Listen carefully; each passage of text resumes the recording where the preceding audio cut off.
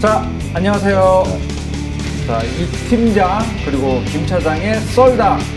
오랜만에 제가 지금 찾아뵙는 것 같네요. 제가 지난주에 몸이 조금 안 좋아가지고 제가 지금 저 빠지고 이제 김성주 과장이 대체해서 지금 했는데, 제가 원 자리를 와야 이제 우리 썰당이 자리를 빨리 잡죠. 덕분에 이제 우리 팀장님이 이제 잘리게 됐던 거. 그래서 일단 오늘 제가 마지막으로 찍었던 우리 최진영 연구원이 저희 회사 이제 그 커머디티 그 상품별로 이제 리포트를 이제 쓰시는 분인데, 이분에 지난번에 했던 거는 이제 골드하고 원유 그리고 구리까지 얘기를 한번 했었는데, 이번에 이제 코로나19로 인한 이제 그 2분기 어느 정도 어떻게 움직일지 이런 뭐 매크로 방향하고, 그리고 원자재 시장, 뭐 에너지, 골드, 그리고 이제 마지막으로 비철금속 시장까지 한번 알아보는 시장을 가지도록 하겠습니다. 일단은 인사 한번 드리죠. 저는 이베스트 투자증권의 해외 파생 영업팀의 김성준 차장입니다. 네, 안녕하세요. 여기는 예, 안녕하십니까. 본인 소개 알아서. 예. 안녕하십니까. 이베스트 투자증권의 원자재랑 중국 경제를 맡고 있는 최진영입니다. 네, 우리 최진영 연구원님, 이번에는 네 리포트 제목이 회복, 그리고 회복 대 공급 과잉, 예. 이런 제목으로 써주셨네요. 실제 저희가 처음 리포트 했을 때가 코로나가 한창 진행될 때였죠. 예. 그리고 이제 점점 경제 재개가 이루어지기 전이었고요. 예. 다 완전히 막혀있을 상황, 우울한 상황에 저희가 좀 찍었던 것 같고요. 예, 그러면은 우리 최진영 연구원님이 생각하는 일단은 2분기부터의 매크로 전망, 이런 것들 한번 매크로부터 한번 설명을 좀 해 주실까요? 그럼 저도 궁금한 걸 좀 여쭤보고 할게요. 예.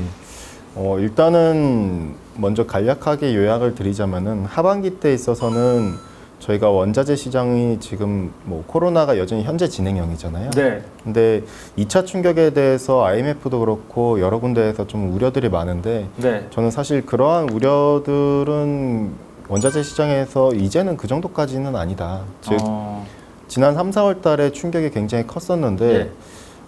이미 진단 능력이 그만큼 많이 올라왔다라는 거죠. 그러니까 이미 경험도 축적됐고 네. 통제 능력 자체가 생겼다 보니까 이걸 기반으로 도시 봉쇄령 자체가 해제됐다라고 보고 있고, 네. 경제 활동도 재개됐다라고 보고 있거든요.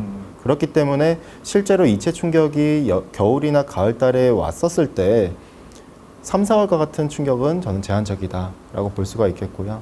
그러니까 원자재 시장에 있어서 다만 약간 좀 차별화된 전략이 좀 필요한 것 같아요. 그러니까 상품별로 예. 그런 부분은 조금 다르게 본다. 그러니까 네. 모든 원자재가 다 좋다라기보다는 결국 뭐 유가도 어느 정도 회복하고 기대 인플레이션이 회복을 하기 때문에 네. 그럼 인플레이션 자산인 비철이나 에너지 지금 전반적으로 좋은 거 아닌가 이렇게 보실 수도 있지만은, 지금부터는 개별 원자재의 수급 상황과 오히려 재고 상황을 갖다 좀 더 면밀히 트래킹을 하면서 네. 좀 차별화된 전략이 좀 더 필요하다라고 볼 수가 있겠고요. 근데 이제 저희가 촬영한 날이 이제 오늘 6월 9일인데, 어제 세계은행에서 발표 이제 경제 전망, 이제 올해 경제 성장률 자체를 경제 전망할 때 마이너스 5%를 얘기를 하더라고요. 그쵸. 그 IMF가 4월 달에 이제 올해 경제 전망을 얘기했을 때 마이너스 2%를 얘기를 했는데, 세계은행은 오히려 더 안 좋게 이제 봤단 말이에요. 실제로 이제 작년 1월 달에 이제 발표했을 때는 플러스 2%였는데, 이제 코로나가 이렇게 청구이 되고 나서 지금 마이너스 2%까지 지금 봤단 말이죠. 굉장히 마이너스 5%까지. 이 부분에 대해서 굉장히 조금 비관론적으로 많이 글로벌 은행이나 이런 데는 생각을 하고 있는 것 같은데, 아무리 이제 그 경제 재개가 이루어진다 하더라도 이렇게 만약에 이대로 진행된다 하면은 쉽지도 않을 것 같다는 저는 생각을 한번 좀 해봤거든요. 그러니까 제가 연구원님 내용을 다 한번 읽어보면서 오늘 이제 어저께 이제 밤에 그런 내용을 접하니까, 이게 진짜 2차 충격에도 쉽지가 않을 수도 있겠구나라는 생각을 좀 해봤어요. 제가 개인적으로. 예. 뭐 일단은 뭐 그렇다고. 예. 그래서 이제 우리 연구원님 일단은 뭐 계속 한번 이야기를 쭉 해보시죠. 네. 예. 일단은 뭐 말씀하신 대로 사실 경제에 대해서 지금 굉장히 비관론들이 여전히 있잖아요. 네, 제가 네. 비관론자예요. 예. 굉장히 비관론자예요, 근데 제가. 그럴 수밖에 없죠. 왜냐면은 코로나 이전으로 돌아가는 데는 여전히 시간이 많이 소요될 테고요. 네. 다만 저희가 주목하는 부분은 완전 정상화라기보다는 지금의 정상화 과정이 지금 중요하다. 그러니까 그 과정이 나오기 때문에 3, 4월과 같은 그러한 상황이 한 번 더 노출되는 거는 좀 제한적이지 않겠는가라고 접근을 하는 부분이고요. 지금 또 중요한 거는 제가 말씀드린 대로 결국에는 차별화된 전략이 필요하다고 말씀드렸는데 그럼 네. 어떤 원자재가 차별화가 될 것인가를 봤을 때 저는 석유 시장과 특히 에너지 시장과 그리고 귀금속 섹터가 굉장히 좀 매력적이라고 계속 보고 있습니다. 이건 사실 2분기 때는 제가 말씀드렸을 때 좀 대응의 영역이다라고 네. 말씀드리면서 에너지에 있어서는 적시적으로 상황에 따라서 비중 확대가 필요하다고 말씀드렸는데 네. 그러고 마이너스 갔다가 지금 그 다음부터 지금까지 계속 상승세를 보이고 있는데 네. 중요한 거는 이번에 하반기 때도 이 같은 흐름이 물론 계속 올라간다는 건 아니죠. 네, 그렇죠. 상단은 닫혀 있죠. 다만 방향성 측면에서는 하반기 때는 여전히 안정적이다라고 볼 수가 있겠고요. 유가의 안정성과 인플레이션 회복으로 귀금속은 더 매력적이고요. 다만 비철은 그나마 개 중에서 구리는 안정적인데 네. 여타 메탈 같은 경우에는 조금 차별화가 필요하다 봅니다. 아, 그러니까 그런가요? 네. 결국 인플레이션이 회복을 하니까 그럼 비철 시장도 괜찮겠지만은 그렇지 않은 이유가 개별 금속별로 보면은 여전히 재고가 문제다. 그러니까 상반기 때 지금 가격이 하반 경직성이 강화된 이유가 수요가 막 개선돼서 그렇기보다는 오히려 비철 시장은 지금 공급이 타이트해요, 광산이. 아, 그런가요? 어쩔 수 없이. 아, 네. 아무래도 지금 폐쇄가 네. 실제로 어쩔 수 없이 이제 노동자들이 들어갈 수가 없으니까. 예, 네. 코로나 때문에 조업 자체도 지금 셧다운이 돼 있는 네. 상태고 근데 중요한 거는 이게 수요빨로 올라왔다라고 보기 애매한 선상에서 그나마 중국은 수요가 괜찮긴 한데 네네. 결국엔 경제 재개가 되면 하반기 때는 광산도 경제 재개를 하거든요. 그렇죠. 그럼 조업 재개를 하면은 그 공급 물량이 시차를 두고 해상 조달 기간이 대략 3개월이라 치면은 네. 그러면은 못해도 7, 8월 달에 공급이 다시 늘어나는 거죠. 그렇게 봤을 때 메탈 시장은 오히려 하반기 때 상단이 닫히는 요인이 광산 때문일 수 있다라고 오히려 접근할 이제, 수 있고요. 네. 그러면은 광산으로 인한 그 가격의 이제 상반 경직성이라고 표현을 그럼 할게요. 그러면 예. 거기서 일단은 구간 레인지가 좀 정해질 수가 있겠네요. 어느 정도 그러면. 저는 사실 그럴 수밖에 없다라고 보고 있습니다. 그렇기 때문에 오히려 금속 시장은 올해 하반기보다는 점진적 회복은 맞지만 올해 하반기보다는 저는 내년이 오히려 좀 더 유효하다. 아, 지금의 인프라에 대한 얘기들도 지금 나오기보다 오히려 저는 내년에 본격적으로 얘기가 나올 것 같고요. 어느 정도 정상화가 된 상태에서요.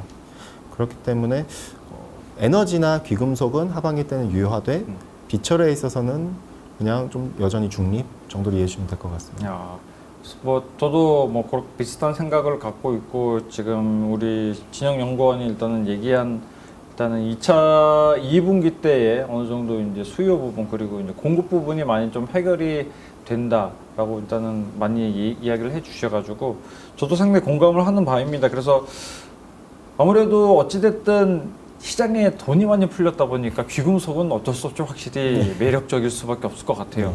특히 최근에는 실버의 움직임이 조금 심상치 않게 움직이는 것도 저도 많이 보고 있는데 그러시면은 일단 전반적으로 매크로 부분은 일단은 그래도 긍정적으로 조금 2분기 때는 이제 보신다라고 보면 될까요? 그렇죠. 일단은 그 대표적인 이유가 결국 이제 각국의 대처가 조금 더 안정성을 가지고 있다. 물론 유럽은 좀 예외이긴 하지만서도요. 그러니까 지금 부양책을 갖다 그동안 많이 해놨는데 중요한 거는 부양책이 실물 시장을 자극할 만한 동인이 없었었어요. 그 이유는 아시다시피 도시 봉쇄령이 된 상태에서는 네, 실물 시장에 돈이 들어갈 수가 없었거든요. 네, 맞습니다. 근데 중요한 건 이제부터가 그런 부양책의 효과가 발휘될 때인데 그렇게 봤었을 때 국가별로 보면은 주요 수요 주체의 3대 주체를 갖다 놓고 봤을 때 즉 중국, 미국, 유럽을 봤을 때 네. 우선순위는 강도 측면에서는 저는 중국, 마찬가지로 미국, 그렇죠. 그 다음에 저는 유럽으로 보고 있습니다.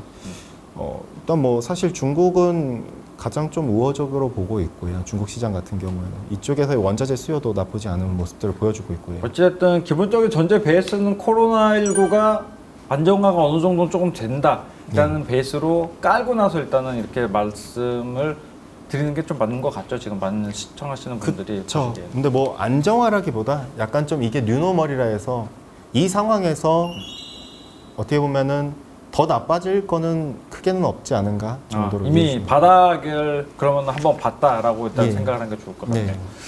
예, 그러면은 최진영 연구원님이 일단은 생각하시는 매크로 부분은 뭐 저희가 지금 어느 정도 지금 확인은 한 것 같고, 실제로 중국에서의 수요가 상당히 조금 많이 일어날 것 같으며, 또 미국에서도 이제 많이 이제 경제 재개를 하면서 이제 많은 부분이 좋아질 것 같고. 근데 제가 생각해도 유럽은 솔직히 조금 쉽지가 않을 것 같거든요. 뭐 독일이 부양책 굉장히 얼마 전에 그저께 이제 크게 한다고 발표를 하긴 했는데, 실제로 유럽 전체에 지금 제가 생각하기에는 독일만 가지고는 쉽지는 않을 것 같더라고요. 네.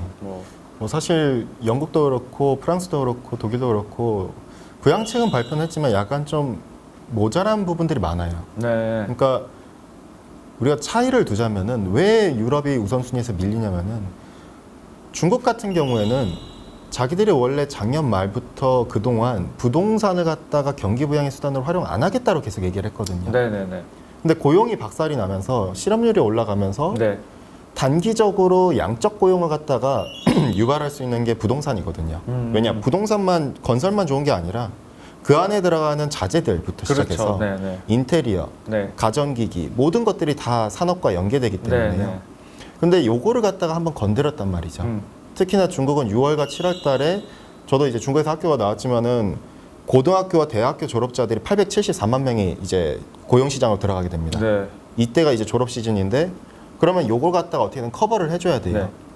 그렇기 때문에 중국 같은 경우에는 여기서 정책에 뭔가 변화가 있어야 되는데 그 변화를 갖다 이번에 저는 줬다라고 보고 있고요. 부동산. 예. 네. 부동산 이제 신형 도시화라 해가지고요.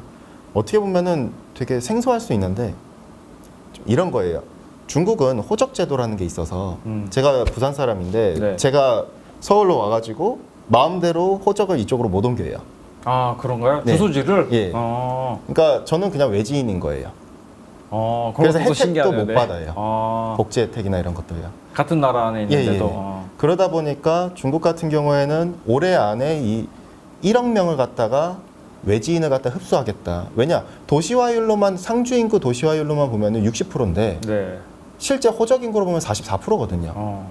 그러니까 이걸 끌어올려서 어떻게든 그거에 그럼 수요와 공급을 맞춰야 되는데 이렇게 하면 수요는 자극할 수 있는데 거기서 플러스로 건설도 자극을 해가지고 왜냐면 주택을 갖다가 줘야 되잖아요. 그렇죠. 네. 그거랑 이제 상응하는 조치들이 나왔다라는 것이고요.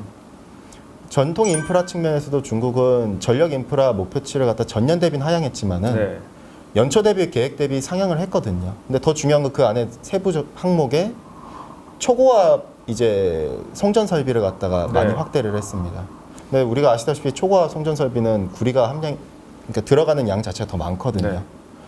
그렇게 본다면 정책적인 측면에서는 분명 유의미한 것들이 많이 나왔다. 중국은 6월, 7월 달이 위기 구간인데 이걸 갖다 해소하기 위해서 부동산 카드까지 꺼내들었다면 긍정적인데 이제 유럽은 전기차 관련 대책이 계속 나와요. 네, 맞아요. 딱히 뭐 나오는 게 없이 전기차 얘기만 주구장창 예. 나오더라고요, 지금. 그러니까 전기차 보조금 아니면 전기차 충전 시설. 근데 제가 전기차 충전 시설을 계산을 해봤는데 이게 1년에 그런 구리가 얼마나 소요될까? 한 개당 25kg에서 못해도 45kg인데 차 한 대에. 아니요, 그러니까 그 충전 시설이요. 아, 충전시. 네. 그러면은 그거 계산을 해보면은 못해도 1년에 해봤자 8,000톤에서 10,000톤이거든요. 얼마 안 되네요. 유럽에서 전체 8,000톤에서 10,000톤이면은 뭐. 예, 그러니까 그렇게 봤을 때 그것도 5년 계획이고요. 아, 그래요? 그럼 중국에서 하루에 쓰는 구리 물량이 어느 정도 되죠? 한 달 정도? 정확히 제가 기억은 안 나는데 중국은 일단 많이 쓰죠. 글로벌하게 53%를 갖다 소비를 네, 하니까. 맞습니다. 아, 그러면 정말 택도 없는 그 실제로 인프라 구축이나 이런 거를 한다는 얘기네. 실제로 뭐 예. 경기 부양이 뭐 인프라 쪽은 솔직히 뭐 포기를 한다는 생각밖에 안 드네요. 뭐. 그러니까 뭐 전기차가 분명 메탈 시장의 호재긴 하죠. 네. 왜냐하면 일반 내연기관차보다 구리나 뭐 니켈도 그렇고 네. 함량 자체가 굉장히 많은 것들이 들어가니까요. 근데 중요한 거는 전통 인프라와 건설에 대한 정책이 부재예요. 그러니까 전체 메탈에서 수요가 가장 큰 게 운송은 해봤자 23%에서 27%인데 네. 근데 건설이랑 인프라 다 합하면은 못해도 50% 넘어가거든요. 아. 그럼 얘네가 뭔가 대처가 지금 부재하다라는 거는 유럽 쪽에 있어서 정말 이상적인 정책만 계속 얘기하고 미래 물론 질적 성장은 유효하지만은 네. 지금 당장에 뭔가를 갖다 해결할 만한 대책이 아직은 부족하다라는 점이죠. 그렇지만은 유럽은 아직은 쉽지가 않는 모양이네요. 뭐 누구나 봐도 지금 뭐 실제 뭐 유럽은 아직까지는 크게 그리스는 뭐 관광은 오픈한다 그렇고 뭐 크게 의미가 없을 것 같고요. 영국도 지금 실제로 이제 경제 재개를 많이 해보자고 하는데 실제 아직까지는 많이 오픈된 부분이 없잖아요. 영국 같은 그렇죠. 경우는. 그래서 LMA도 취소됐죠. 네, 런던에. 참 안타깝긴 하지만 우리 진영 연구원 영국도 가서 이제 한바탕 놀라 올라 그래. 네, 지금 저희 거 보시는 분들은 오늘 저희가 진영 연구원 일단 매크로 부분을 먼저 말씀을 드릴 거예요. 말씀을 드리고 상품별로 이제 조금 이제 원자재 쪽으로 깊이 이제 한 번씩 이제 들어갈 예정이니까 여기까지가 저희가 지금 일단 준비한 매크로 부분입니다. 그래서 지금 추가적으로 이제 내용을 보실 분들은 좋아요 한 번씩 더 누르고 그리고 뭐 눌러야죠? 네, 좋아요. 좋아요하고 구독. 네. 구독을 눌러야죠. 구독을 꼭 눌러주셨으면 좋겠습니다. 네. 좋아요, 구독 꼭 눌러주시고 저희 매크로 부분은 여기서 정리하고 한 가지만 더 말씀드리면은 왜냐면 제가 이제 파트별로 좀 정리를 한 게 있어가지고 그 저기가 있어요. 미중 관련해가지고도 사람들이 좀 걱정이 많으신 분들이 계시거든요. 그렇죠. 근데 이 되게 저는 생각을 하는 게 미국은 지금 뭐 어쨌든 공화당이랑 민주당은 중국을 일단 잡아먹자라고 저는 그렇게 생각을 하고 있거든요. 그거는 싸우지 않더라고요. 중국 잡아먹는 데는. 그래서 그쵸. 트럼프가 중국을 잡아먹는 거를 대선에도 이제 거기에 또 어느 정도 영향을 끼칠 수 있고 그런 부분이 있다라고 얘기를 하는데 저는 어찌됐든 한 번은 때릴 수 있다라고 보고 있거든요. 근데 뭐 저도 그렇게는 보고 있긴 하지만요. 그러니까 무역 합의까지 파기되지 않을까라는 걱정하시는 분들이 계시더라고요. 근데 저는 그거는 아예 가능성 제로라고 보는 이유가 지금 미국의 경기 상황이 분명 안 좋잖아요. 네, 그렇죠. 그럼 중국이 그만큼 뭔가를 사줘야 되거든요. 네, 맞아요. 네. 근데 1단계랑 2단계, 이제 1단계 무역 합의가 올해랑 내년 거를 갖다 이제 계획을 갖다 뒀는데 중국의 합의 이행률 왜 홍콩 사태를 미국이 계속 접근을 할까? 그 내막을 갖다 이렇게 거슬러 올라가 보면은 합의 이행률이 제대로 안 하고 있어요, 중국이. 네. 뭐 지금 콩 수입 안 하고 있잖아요. 그러니까 제조업단에서 한 40%대로 수입을 해주고 있어요. 네. 근데 농산물은 한 15%, 14%? 네, 굉장히 이행률 자체가요. 저조하다 하더라고요. 네. 그리고 에너지는 뭐 거의 한 5%도 안 돼요. 그러니까 그러니까 이 같은 것들을 보면은 결국 노이즈는 계속 만들 수 있다 이거죠. 그렇죠. 그러니까 홍콩을 때리고 뭐 다른 걸로도 또 때리겠죠. 네. 근데 중요한 거는 그렇게 잡음은 많은데 이거는 경계해야 될 건 맞는데 무역 합의가 엎어질 가능성에 대해서는 저는 좀 배제하실 필요가 있지 않은가. 일단은 무역 합의가 엎어진다면 거기에 따른 경제적 파급 효과가 엄청나게 또 많이 밀려올 거예요. 지금도 그쵸. 많이 뭐 현재 시점으로 많은 거의 대부분 회복을 했고 오히려 더 올랐지만 코로나 사태 이전으로. 근데 이런 부분이 다시 한번 발생이 된다면은 뭐 이제 코로나 당시로 이제 막 발병했을 때로 돌아가지 말라는 법도 충분히. 그렇죠. 무역 합의가 만약에 파기가 된다면 그 말즉슨 트럼프가 대통령 재선을 포기하겠다는 말이나 다름없거든요. 맞습니다. 그렇게도 저도 그건 상당히 동의하는 왜냐면 부분이에요. 그랬으면 뭐 대두나 옥수수도 수확 시즌이 다가올 테고 그러면은 어떻게 보면은 재선 활동에서 선거 유세에서 뭔가 판벨트 쪽에다가 자기가 이런 걸 보여줘야 되는데 그렇죠. 동부 쪽의 표밭인데 그게 안 되면은 힘들 수가 있으니까요. 어떻게 보면은 그렇습니다. 맞습니다. 그 중국이랑과의 무역 합의 이행 파기는 솔직히 좀 생각하기는 힘든 상황이에요. 그러면은 뭐 대선 부분도 있고 일단은 저는 제가 아까 말씀드렸다시피 전 비관주의적 사람이 되게 그런 생각을 많이 갖고 있기 때문에 제가 이 일을 하면서 10년 넘게 일을 하면서 좋게 끝나는 걸 잘 많이 못 봤기 때문에 일단은 중국은 언젠가는 미국한테 한번 때려 맞는다는 생각을 갖고 있습니다. 특히 트럼프가 만약 재선을 성공한다 하면은 저는 반드시 트럼프가 한 번은 중국을 밟을 거라고 일단은 생각을 하고 있어요. 어찌됐든 그거는 제 개인적인 소견이었고 그러면은 뭐 추가적인 말씀하실 거. 여기까지 말씀드린 건 될 것 같아요. 근데 이제 중요한 거는 이제 앞으로의 방향성 측면에서 매크로 단에서 원자재 측면에서는 좀 차별화된 접근 한 번 더 강조드리자면 그게 계속 필요하다. 네. 이렇게 접근하시는 게 더 맞다라고 보고 있습니다. 네, 알겠습니다. 그러면은 저희가 오늘 간단하게 일단은 저희 연구원님이 진행한 매크로 부분 일단은 상품별로도 말씀 조금 좀 드렸고 경제적인 부분 전반적인 이야기도 그렸고 그리고 이제 현재 미중 간의 마지막에는 조금 이제 그 부분까지 저희가 잘 이제 우리 연구원님이 잘 다뤄 주셨습니다. 그러면 저희가 다음번에 들어갈 얘기할 부분이 뭐죠? 섹터가 에너지 부분. 에너지 부분은 그러면은 다음 저희가 장에서 얘기 좀 해보도록 하죠. 네, 수고하셨습니다. 감사합니다. 네.